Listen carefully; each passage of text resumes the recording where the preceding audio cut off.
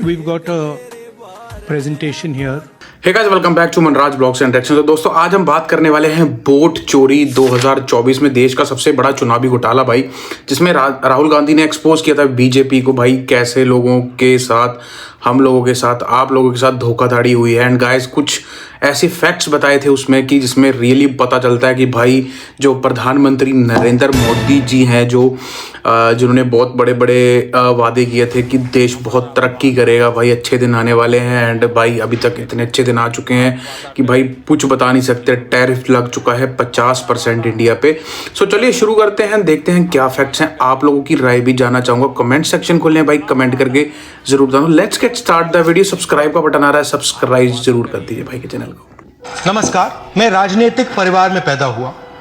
जब मैं छोटा सा था 1980 में प्रियंका और मैं घर में लेई बनाते थे, रात को निकलकर पोस्टर चिपकाते थे। चुनाव समझता हूं, 20 साल से मैं स्वयं चुनाव लड़ रहा हूं। पोलिंग कैसे होती है, पोलिंग बूथ कैसे मैनेज किया जाता है, वोटर लिस्ट, फॉर्म 17, ये सब मैं गहराई से समझता हूं। कुछ समय पहले हमें दाल में काला लगा। चुनाव के नतीजे आते थे, मूड एक तरीके का होता था, रिजल्ट दूसरे तरीके का। मुझे याद है उत्तराखंड में हम चुनाव हारे। बाद में मैंने कैंडिडेट से पूछा कि जहां रोड शो हुआ था वहां जाके देखिए हमें कितने वोट मिले। हजारों लोग आए थे, पोलिंग बूथ में किसी ने वोट नहीं किया। यह असंभव था, यह हो ही नहीं सकता। उसके बाद छत्तीसगढ़ और मध्य प्रदेश के रिजल्ट, हमें लगा कुछ ना कुछ गलत हो रहा है। 2018 में मध्य प्रदेश में चुनाव होता है, हम जीतते हैं, हमारी सरकार चोरी हुई थी। 2023 में चुनाव होता है, मैंने अपने आंखों से भारत जोड़ो यात्रा में देखा भयंकर एंटी इनकम्बेंसी। और भाई ये बात तो बिल्कुल सही कहता है राहुल गांधी को कि हम लोगों ने खुद भारत जोड़ो यात्रा, जो राहुल गांधी की पर्सनल वीडियोस थी जिसमें ये लोगों के पास खुद जाते थे और देखते थे क्या समस्या है। एंड भाई पर्सनली कोई भी इतना बड़ा नेता, कांग्रेस का इतना बड़ा प्रेसिडेंट भाई जाता है किसी के पास और उनके दुख दर्द सुनता है, जनता उसको वोट नहीं करेगी, ये असंभव है भाई, हो ही नहीं सकता। और बहुत लोगों ने प्यार किया था। और भाई राहुल गांधी की एक सबसे बड़ी बात पता क्या है, ये बंदा पढ़ा लिखा है और पढ़ा लिखे होने की वजह से ये लोग मतलब एक इस बंदे में ना एक वो चीज़ है जो प्रैक्टिकली ऑन ग्राउंड जाके देखता है भाई ये चीज़ कैसे होनी चाहिए। जैसे ये राहुल गांधी लास्ट टाइम एक यूएसए विजिट किया था इन्होंने और ट्रक ड्राइवर से पूछा था कि आपको यहाँ पे कैसा लगता है और इंडिया में कैसा लगता है। और इंडिया में भी इन्होंने ट्रक ड्राइवर के साथ मतलब एक जर्नी की थी एंड उनसे एक्सपीरियंस मांगा था, भाई आपका क्या एक्सपीरियंस है, आप क्या चेंजेस चाहते हो अपने ये वाली जर्नी में आप। तो भाई बहुत सारी जो डिफरेंस थे। और भारत जोड़ो यात्रा में इन्होंने बहुत लोगों से डिफरेंट वेरियस जो स्टेट्स थे वहाँ पे गए थे, लोगों से मिले थे, बात की थी और बहुत ही पॉजिटिवली अगर बात की जाए ना बहुत अच्छा रिस्पॉन्स आया था। भाई लोगों ने अपनी समस्याएं बताई थी भाई कि ये समस्या चल रही है ये, और बताया था कि जो बीजेपी ने इतने वादे किए थे हमारे साथ और ये वो कुछ भी नहीं हुआ। अगर बात की जाए ना भाई, सच सभी को पता है, आम जनता सबको पता है, बट अगर आप लोग आंख बंद कर दोगे ना तो भाई कुछ नहीं हो सकता। मतलब सही में बता रहा हूँ, इस बंदे ने फैक्ट निकाल लिया। हमें 65 सीट मिलते हैं, इम्पॉसिबल, हो ही नहीं सकता। और फिर महाराष्ट्र में पहली बार हमें सबूत मिला।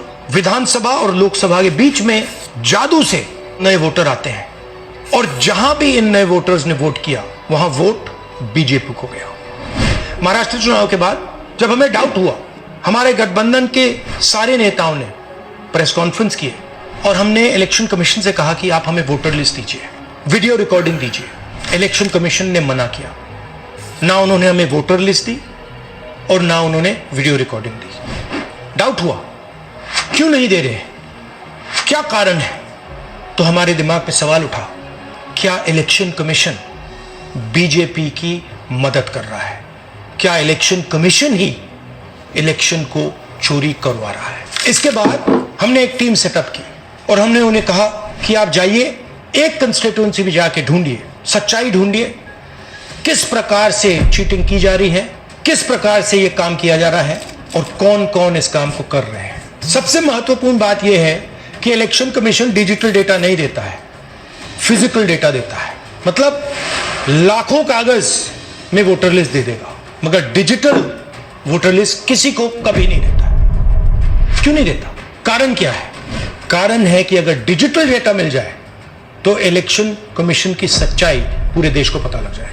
हमने टीम को बताया, मैंडेट दी कि आप जाके चेक कीजिए, आप 5-7 सीटों पे पता लगाइए कि चीटिंग हुई, और अगर हुई तो कैसे हुई। टीम ने हमें एक दिन बताया कि 5-7 सीटों पे ये काम किया ही नहीं जा सकता। क्यों? मैंने उनसे पूछा क्यों नहीं किया जा सकता। उन्होंने मुझे ये कागज दिखाए। ये जो कागज हैं, ये एक लोकसभा के कागज नहीं है, ये एक विधानसभा के कागज है, और इन कागजों को हमने मैन्युअली सॉर्ट करना पड़ा, और पूरा का पूरा काम जो हुआ है इसमें 6 महीने लगे हैं, और एक असेंबली सीट में हम ये काम कर पाए हैं। क्यों? क्योंकि डिजिटल डेटा नहीं दिया जाता। अगर इलेक्शन कमीशन ने हमें डिजिटल डेटा दिया होता तो हम ये कार्रवाई पूरे देश में, हर लोकसभा में, हर विधानसभा में 15 मिनट में करके दिखा देते। हमारे पास अनलिमिटेड रिसोर्सेज नहीं है, इसलिए हमने ये रिसर्च सिर्फ एक लोकसभा में, एक विधानसभा सीट में की। मगर मुझ में अब पूरा भरोसा है कि ऐसी 100 से ज्यादा सीटें हैं हिंदुस्तान में। जो यहां हुआ है उन सीटों में भी हुआ है। और याद रखिए, अगर बीजेपी को 10-15 सीटें कम आती तो आज नरेंद्र मोदी प्रधानमंत्री नहीं होते, इंडिया गठबंधन की सरकार होती। जांच ने 5 तरीके की चोरी पकड़ी है। डुप्लीकेट वोटर, जिसका मतलब एक वोटर के नाम वोटर लिस्ट में अनेक जगह आ रहे हैं। भाई सबसे बड़ा जो मिथ पॉइंट है वो ये वाला है। सो आप लोग बहुत ध्यान से सुनना ये वाला, जिन्होंने नहीं सुना भाई, तो ये बहुत ही इंपॉर्टेंट जो अभी टॉपिक पे बात करने वाले हैं, ये वाला टॉपिक है। फेक एड्रेस मतलब एड्रेस है ही नहीं, या फिर house number 0। Bulk voter in single address मतलब एक छोटे से घर में 40, 50, 60 लोग रह रहे हैं। इनवैलिड फोटोज, छोटी सी फोटो है या फिर फोटो ही नहीं है, और वो जो छोटी फोटो है वो दिखती भी नहीं है। कौन है, किसका चेहरा है, नहीं पता लग सकता।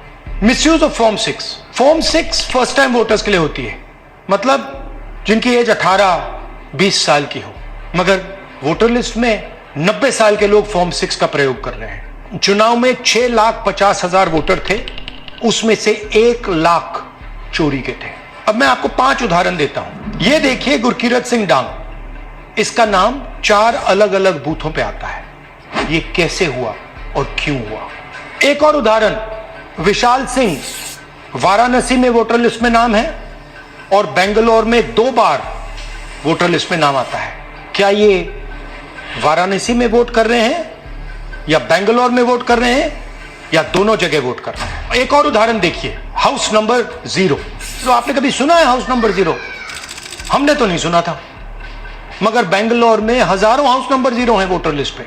हाउस नंबर 35 की कहानी सुनिए। छोटा सा घर है, ज्यादा से ज्यादा 4 लोग रह सकते हैं, मगर इस 35 में 80 लोग वोटर लिस्ट में रजिस्टर्ड है। ये ईआरओ ने कैसे अप्रूव किया, क्यों अप्रूव किया, पता लगाना है।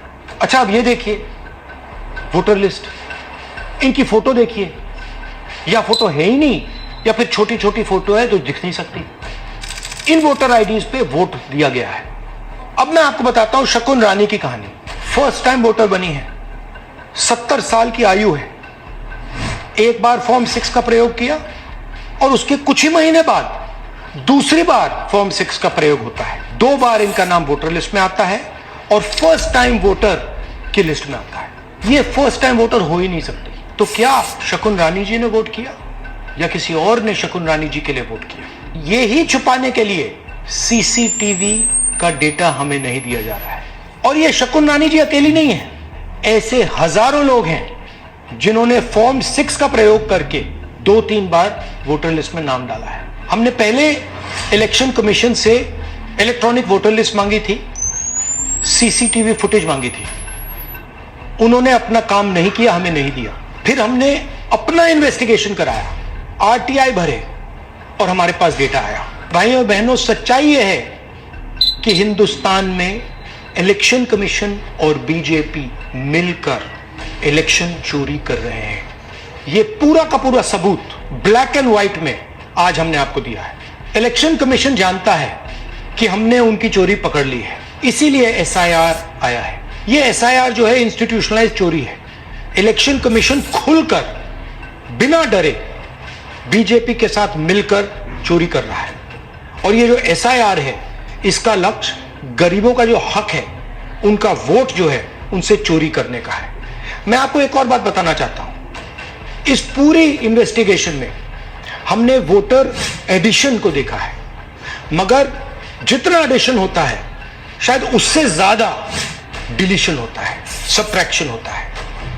तो ये सिर्फ एक मेन तरीका हमने पकड़ा है, दूसरे तरीके पे हमने इन्वेस्टिगेशन की ही नहीं है। मैं इलेक्शन कमीशन और इलेक्शन के ऑफिसर्स को साफ कह रहा हूं, आप जो कर रहे हो गलत कर रहे हो, ये ट्रीजन है, देश के खिलाफ है। ये मत भूलिए, टाइम आएगा हम आपको पकड़ेंगे, बचने वाले नहीं। It is critical that we expose voter चोरी। सो भाई ये थी जो राहुल गांधी ने एक्सपोज किया भाई, इलेक्शन कमीशन ने क्या किया था। मतलब सीधी सी मतलब अगर आप देख पा रहे हो भाई, मतलब इतनी बड़ी चोरी हो चुकी है भाई। सब कुछ डाटा फेक बना दिया। जो 70 साल की 80 साल की जो औरत थी वो 4-5 जगह पे जाके वोट डाल रही है। एक घर पे 100 लोग रह रहे हैं भाई।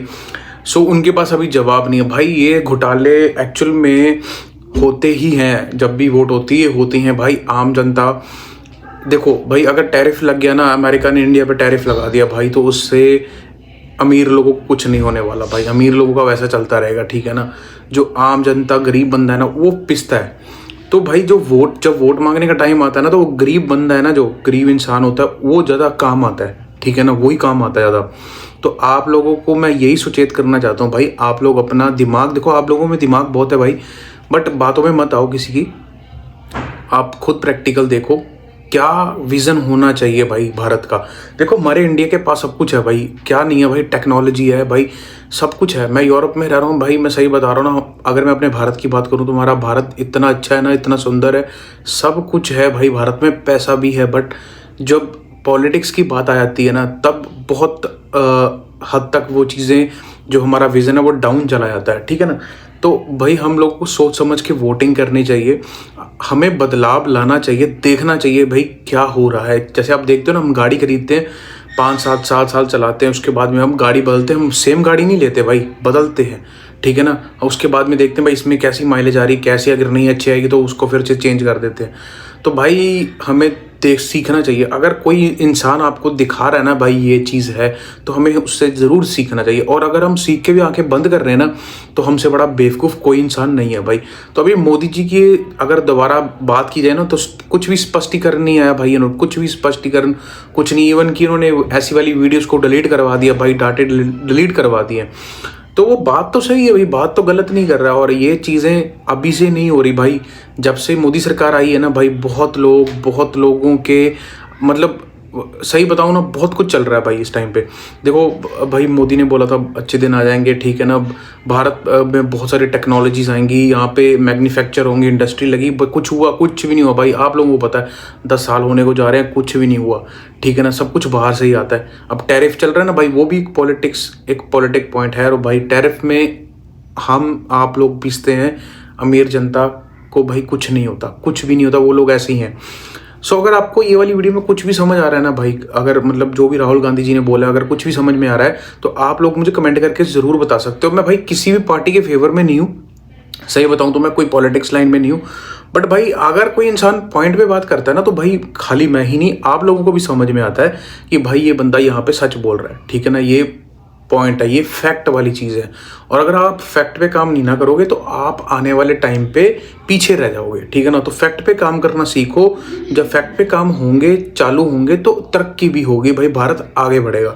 तभी भारत, जैसे भी बता रहे हैं ना, गठबंधन, मतलब अभी राहुल गांधी में एक जो चीज़ देखने को मिली ना, ये सबसे अच्छी चीज़ थी कि भाई ये बंदा अलग अलग कंट्रीज में गया, अलग अलग, हमारे इंडिया में कितने अलग अलग देशों में गया, ठीक है। महिलाओं से मिला, खाना खाया भाई। चलो एक बात की है ना, तो चप्पल वाले से जो चप्पल सिलता है, उससे भी उसने पूछा कि भाई कैसा होता है, क्या होना चाहिए प्रैक्टिकली। गाड़ी वाले से पूछा भी क्या होना चाहिए, ट्रक वाले से पूछा कि क्या चेंजेस होने चाहिए, ठीक है ना। तो मोदी जी की आपको कोई सुनी है कभी क्या होना चाहिए? कभी किसी आम इंसान के पास गए हैं? कभी भी नहीं गए भाई। अभी जो ये अंबानी की बेटे की शादी थी भाई, उसमें 2 लोग नहीं आए थे, एक विराट कोहली नहीं आया था और एक राहुल गांधी नहीं आए थे। तो भाई बात पता क्या है, ये भारत को लूट रहे हैं। अभी मोदी भारत को लूट रहा है, तो ये हम लोगों को समझने की ज़रूरत है। सो अब आप लोगों पर निर्भर करता है क्या करना है भाई, हम लोगों पर निर्भर करता है क्या करना है। तो अगर आप इस वीडियो में कुछ भी ऐसा फैक्ट नजर आया, तो प्लीज़ आप लोग कमेंट कर सकते हो भाई, कि चैनल को सब्सक्राइब करते हो भाई, शेयर ज़रूर कर देना भाई वीडियो को। अगर आप सब्सक्राइब नहीं करना चाहते हो तो बट शेयर करो, ताकि लोगों को, जिन्होंने नई वीडियो देखी, वो जाके देख सकें।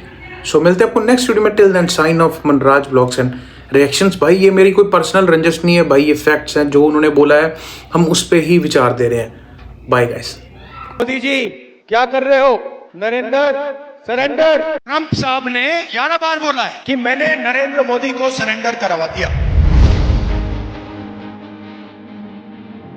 You don't stop it, we're not going to do any trade. And they said, I think we're going to stop. My administration successfully brokered a historic ceasefire between India and Pakistan. Then convinced them to let's have peace and let's go and make trade deals. Settled the problem between Pakistan and India last week. We got that settled. You picked up the phone and called 2 nuclear powers, India and Pakistan, Yeah. and you got them to step back from the brink. We settled that whole thing, and I think I settled it through trade. We stopped India and Pakistan from fighting, and we were able to stop potentially a nuclear war through trade. I spoke to Pakistan and India, and you know what? I got that war stopped. 11 बार बोला है public में। नरेंद्र मोदी जी चू नहीं कर पा रहे हैं। नरेंद्र मोदी ये नहीं बोल पा रहे हैं कि ये जो ट्रंप है ये झूठ बोल रहा है। इनकी हिस्ट्री है, ये 2 मिनट में चिट्ठी लिखना शुरू कर देते हैं। आजकल मॉडर्न जमाना है, चिट्ठी नहीं लिखेंगे, व्हाट्सएप मार देंगे। फैशन तो वही है ना। ट्रंप साहब ने 11 बार ट्वीट किया, यहाँ पे सरेंडर हो गया। तो सोच तो वही है, डरना नहीं इनसे, नहीं डरते। जिस दिन हमने थोड़ा सा दबाव डाल दिया उस दिन एकदम सरेंडर कर जाए।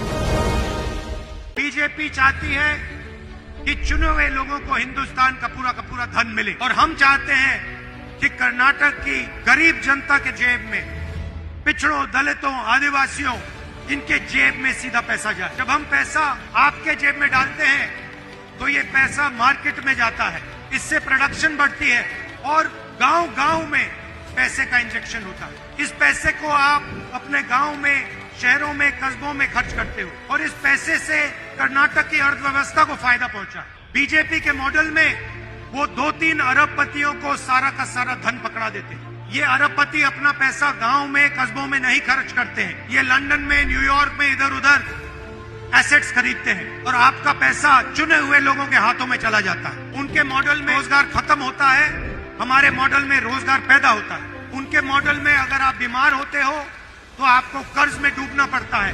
हमारे मॉडल में आप बीमार होते हो, आपके जेब में पैसा होता है इलाज कराने के। उनके मॉडल में आप लाखों करोड़ रुपए प्राइवेट स्कूल्स और कॉलेजेस और यूनिवर्सिटी को देते हो। हमारे मॉडल में हम आपको पैसा देते हैं। हमने आपसे कहा था कि हम कर्नाटक के गरीब लोगों को बैंक अकाउंट में पैसा डालेंगे। आज हजारों करोड़ रुपए डायरेक्ट आपके बैंक अकाउंट में जाता है, और यही हम चाहते थे कि जो आपका धन है वो वापस आपके जेब में जाए।